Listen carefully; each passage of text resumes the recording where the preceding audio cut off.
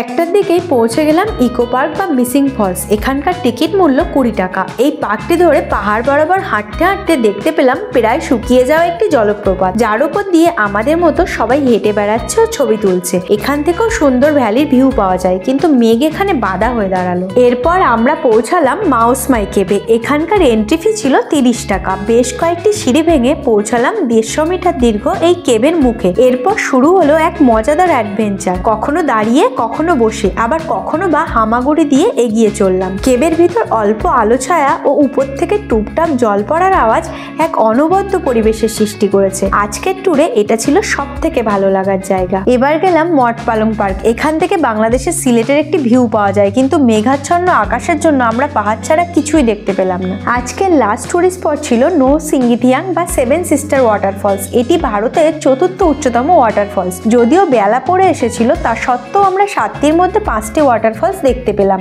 আমরা মেঘালয় ট্যুরিজমের নিজস্ব এমটিডিসির বাসে এই চেরাপুঞ্জি ট্যুর 600 টাকা পার পার্সন হিসেবে করলেও আপনারা চাইলে 4 সিটার কার 2 থেকে 2500-এ রিজার্ভ করে নিতে পারেন। এরপরে আমাদের বাস ফিরে চললো শিলং এর দিকে। আগামীকাল আমরা বেরোবো শিলং লোকাল সাইট সিনের জন্য। 6টা 15 নাগাদ পৌঁছে গেলাম শিলং এর পুলিশ বাজার।